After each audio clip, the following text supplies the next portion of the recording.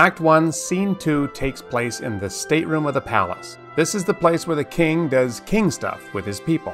This is a very important day for Claudius. He's a new king of a nation in mourning. He's just married the queen, and Denmark's neighbors are asserting themselves. He's got to deal with all these things, and carefully. You get the sense here that Claudius wants to make a really good impression. He doesn't want to come off as incompetent or stupid or anything, because the position of a king is a little perilous at first, especially in that transition period.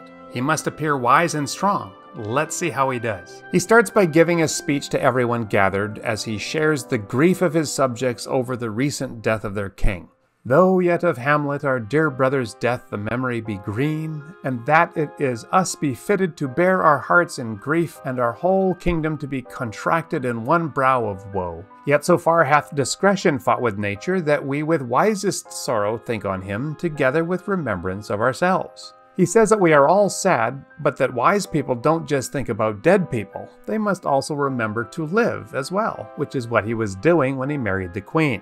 Therefore our sometime sister, now our queen, the imperial jointress to this warlike state, have we, as 'twere with a defeated joy, with an auspicious and a drooping eye, with mirth in funeral and with dirge in marriage, in equal scale weighing delight and dole, taken to wife, nor have we herein barred your better wisdoms, which have freely gone with this affair along, for all our thanks. He talks about how we just had a funeral and also a wedding, so we are paradoxically both happy and sad. And he uses a whole bunch of oxymoron-like statements to express it. And then he thanks everyone for going along with the marriage. If you're watching this play in the theater, you will notice that off to one side there's a character that's not happy at all, and he's wearing all black.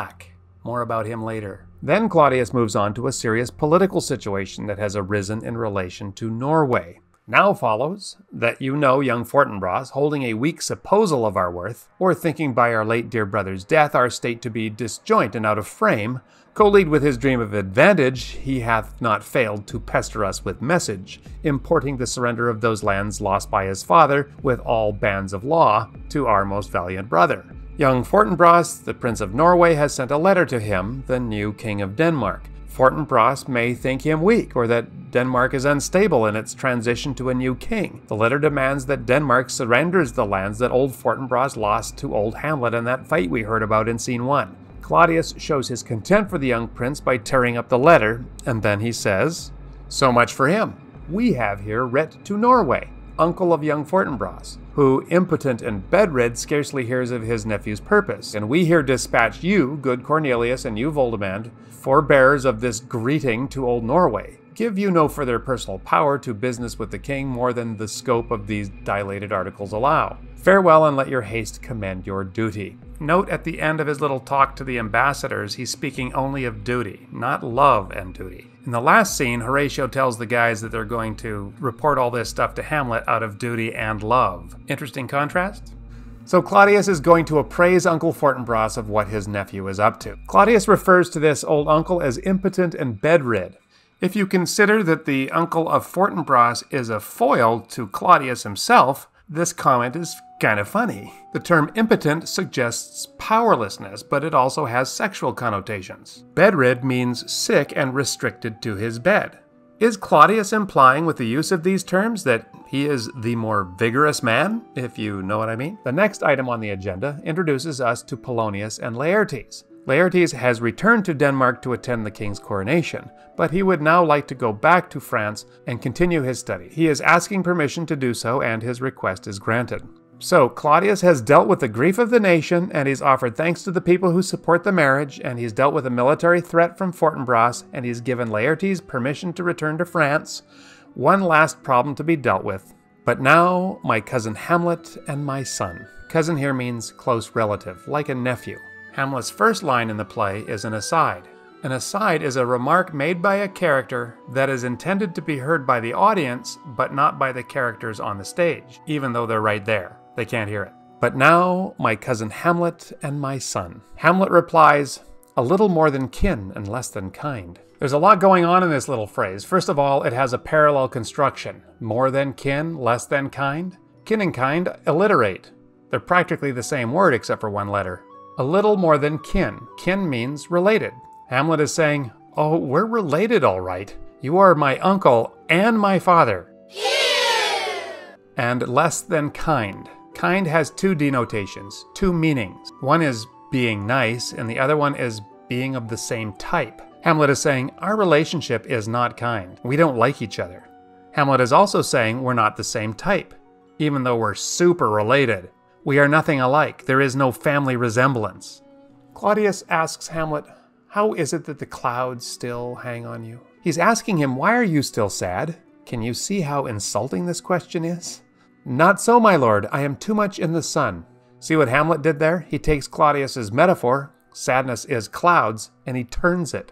To understand this line and all kinds of others all across the works of Shakespeare, you need to understand a little bit about medieval cosmology. One of the key aspects of medieval cosmology was the concept of the great chain of being. This was a system of classification that placed all living and non-living things in a hierarchy with God at the top, and the rest of creation arranged below in a graded order. The great chain of being was divided into various levels or realms, starting with the most perfect and divine, such as God and the angels, and then descending through various levels of lesser perfection, like humans, animals, and plants, down to the least perfect, such as minerals and inanimate objects.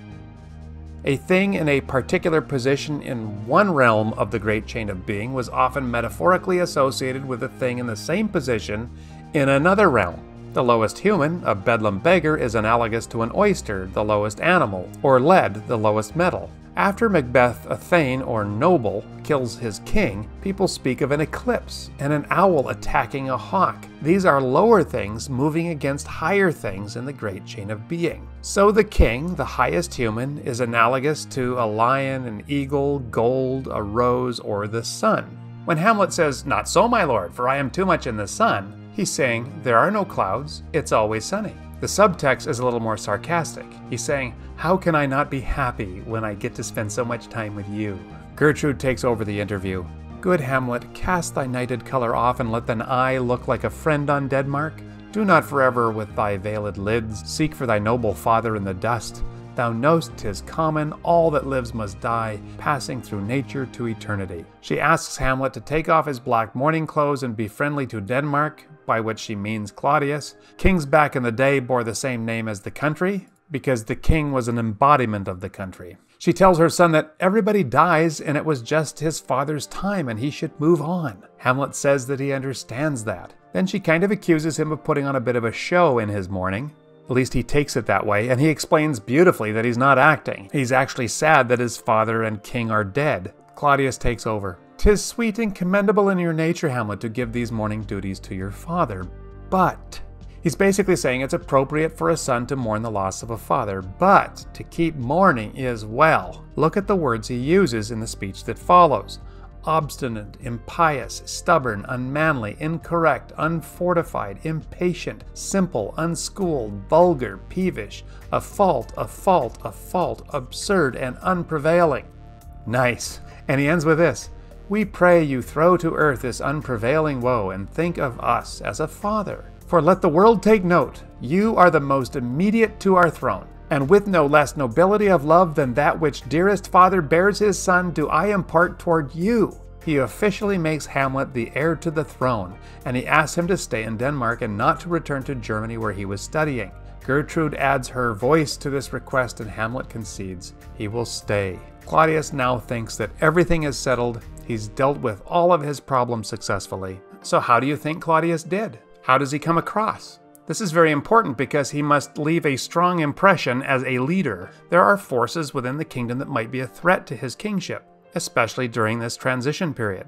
Now it's time for Hamlet's first soliloquy. He's got 7 in this play. Like an aside, a soliloquy tells us what the character is thinking and feeling. But an aside is very short. A soliloquy is a longer speech by a character alone on the stage. Everyone has left the stage and Hamlet unpacks his heart. Oh, that this too solid flesh would melt, thaw, and resolve itself into a dew, or that the everlasting had not fixed his cannon 'gainst self-slaughter. Oh God, God, how weary, stale, flat, and unprofitable seem to me all the uses of this world. Fie on't, ah, fie! 'Tis an unweeded garden that grows to seed things rank and gross in nature possess it merely. Hamlet wishes he could just melt and not exist. He wishes that God didn't make a law against suicide. He says that to him the world is like a garden full of weeds because it has not been properly tended. That's what kings are supposed to do. That it should come to this. But 2 months dead, nay, not so much, not 2. So excellent a king that was to this Hyperion, to a satyr. So loving to my mother that he might not beteem the winds of heaven visit her face too roughly. Heaven and earth must I remember. Why, she would hang on him as if increase of appetite had grown by what it fed on, and yet within a month, let me not think on't. The king isn't even dead for 2 months. He compares his father and uncle to Hyperion and a satyr, respectively, the sun god and a horny little goat man.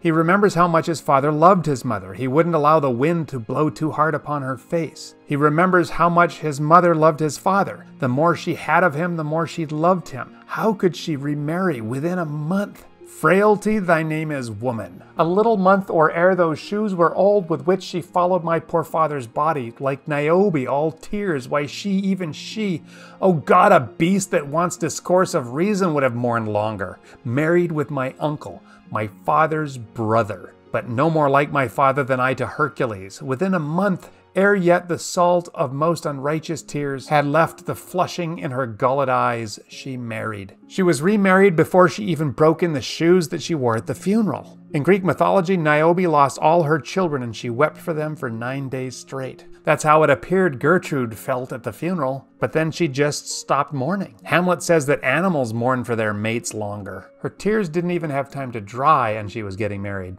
O most wicked speed to post with such dexterity to incestuous sheets! It is not, nor it cannot come to good, but break my heart, for I must hold my tongue. Horatio, Marcellus, and Bernardo arrive and they tell Hamlet of the ghost, and then Hamlet says, "If it assume my noble father's person, I'll speak to it, though hell itself should gape and bid me hold my peace. I pray you all, if you have hitherto concealed this sight, let it be tenable in your silence still. Give it an understanding, but no tongue. I will requite your loves, so fare you well. Upon this platform twixt 11 and 12 I'll visit you." Hamlet promises to meet them that very evening to talk to the ghost, and he asks them to say nothing about the ghost to anyone. They respond, "Our duty to your honor," and then Hamlet says, "Your loves as mine to you, farewell." He's saying don't do it out of duty, do it out of love. Big difference. And as I said, a theme that pops up from time to time. We've already seen it. My father's spirit in arms. All is not well. I doubt some foul play. Would the night were come. Till then sit still my soul, foul deeds will rise, though all the earth o'erwhelm them to men's eyes. Hamlet cannot wait for tonight when he will talk to the ghost. But before we get to that scene, we have Act 1, Scene 3, in which we meet Polonius and his children, Laertes and Ophelia. That's next. Thank you, and we will meet you there.